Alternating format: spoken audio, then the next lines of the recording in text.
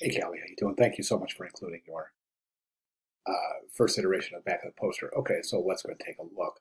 I got a few comments here, so let's go ahead and get started. So let's talk about typography first. Then we'll talk about concept, and then we'll talk about layout and execution. So as far as type goes, a few things I'm going to be looking for in the final. First of all, the 18 rules of type that we learned back in week 4, specifically in the discussion board for week 4, that's all fair game. I'll be looking for all of those 18 rules. Additionally, I'll be especially looking for adjusted rags, use of small caps instead of all caps, use of old style numerals or reduce the scale of default numerals, correct use of dash, M dash, and N dash, correct use of italics, optimal character count per line, use of superscript, hanging punctuation, and orphans and widows.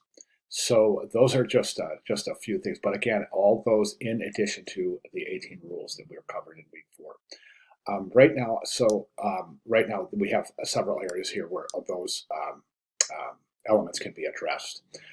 We're not, so for example here, there's that number right there should either be old style or it should be reduced by about, well, maybe 15, 20, 25%, depending on the typeface.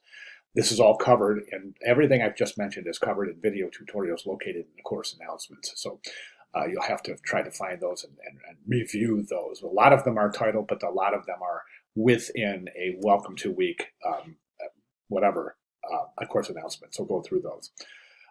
In your typeset, you've got reverse type, meaning white or light color on black background. I recommend using a sans serif if possible, and also always want to increase the tracking of your type when it's reversed. Okay, so we want to increase the tracking there.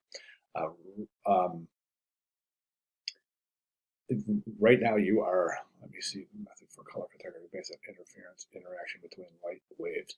Yep, this right here, that would be an example of an M dash, M as in Mary. It's a change in thought, so that would be an M dash. So that's an example of correct use of M dash, M dash, and dash. Right now, your paragraphs are demarcated as indents, but there's the indents are actually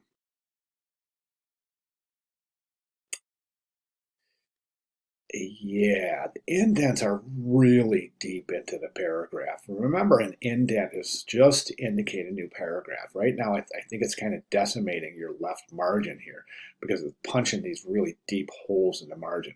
I recommend to indent maybe 3 characters deep in this typeset right here. And then let me see. Okay, so, all right, yep. Okay, so all of those comments are applicable to your typeset. Let's go ahead and take a look at the timeline. The type for the timeline, I would recommend adding some sort of typographic variety here. You're just using a serif here and a serif here. Consider a sans for one of the two. Right now, the timeline is not really, it's really difficult to read. And the reason being is because the contrast associated with these various colors on a black background is really diminished. So some are easier to read than others, but I think all are difficult to read. This is specifically difficult to read. There's almost zero contrast there. So you definitely want to adjust accordingly. The timeline itself is based on this G, okay? And what you've done is you've created this excuse me, this designed G, which is pretty interesting as he is his studies in color, right? So I can kind of see that design spectrum created by the G. So I think that's a kind of an interesting solution. Now I had mentioned in grading that I don't see a conceptual tie between the G and the subject matter, but now I can see it. Basically what you've done is you've taken this spectrum, color spectrum, and you've created a G out of it.